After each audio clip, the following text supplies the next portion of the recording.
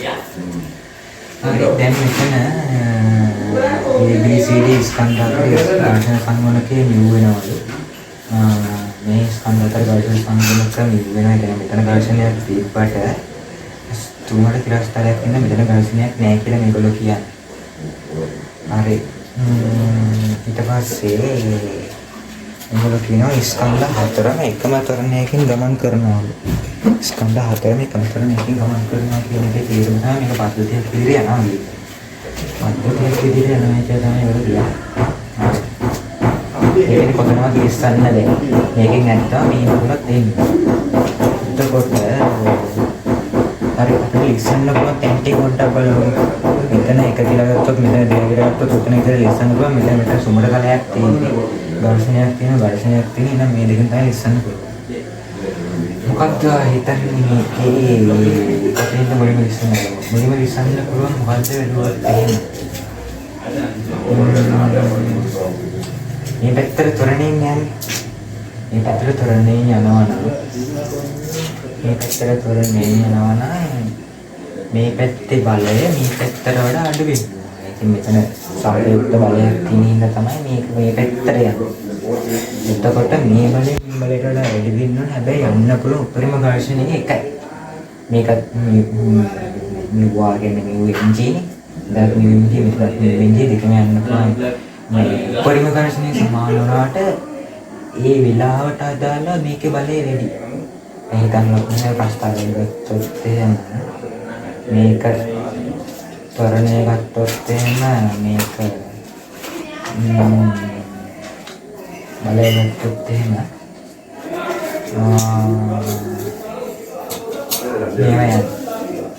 මෙහෙම එකක් යනවා මෙහෙම එකක් යනවා ත්වරණ ගන්න පුළුවන් උපරිම ඝර්ෂණය අපි හිතන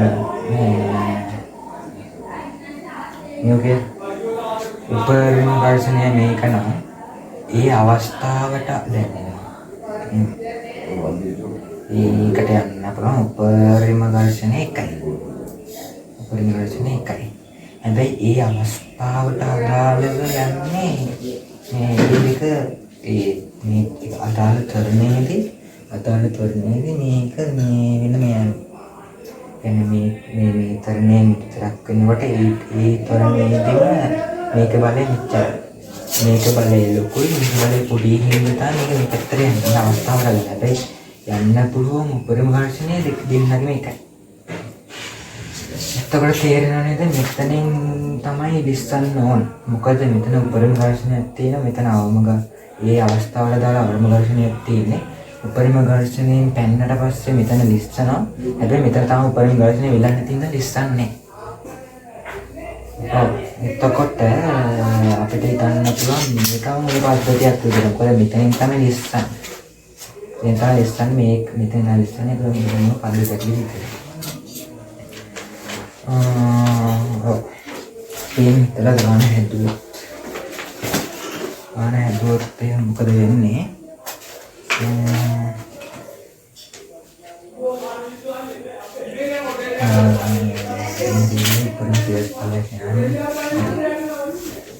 මෙතන මේ පැත්තේ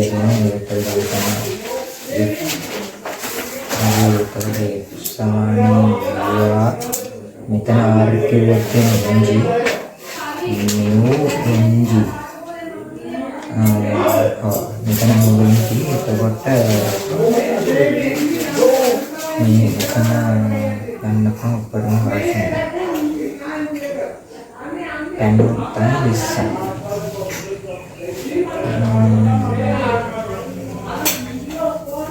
එතකොට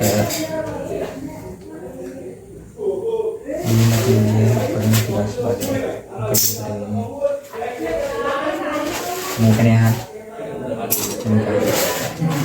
එතකොට සමානයි මේ දැම්මොත් එහෙම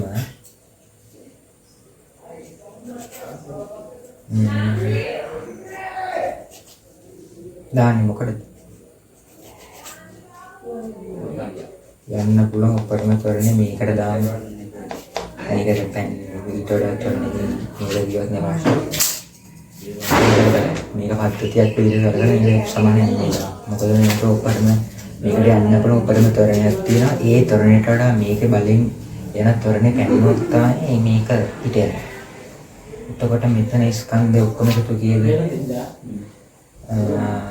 ඉන්දන මුළු ස්කන්ධය වතාවක් E සමානයි F.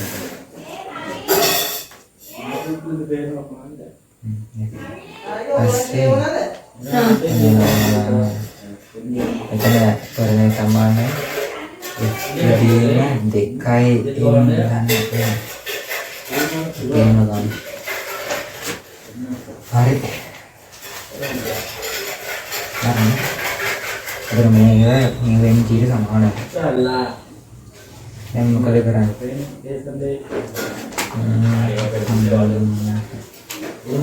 පද්ධතියම කරලා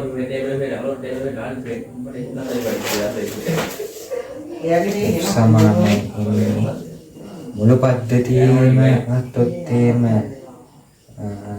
සංප්‍රයුක්ත බලය F වෙනවා 2 ඉන්දන N වතාවක් E. එතකොට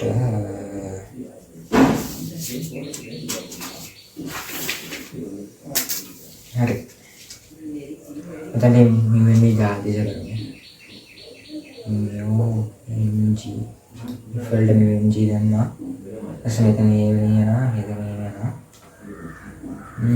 දෙකයි ඉන්නනේ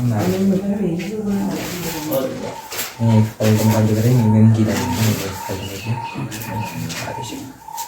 එතකොට මේ ආවිද මුත්තේම F සමානයි 2 ඉන්දන M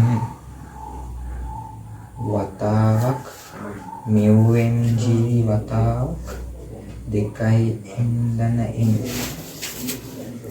එහෙනම් තමයි එන්නේ. හරිනේ?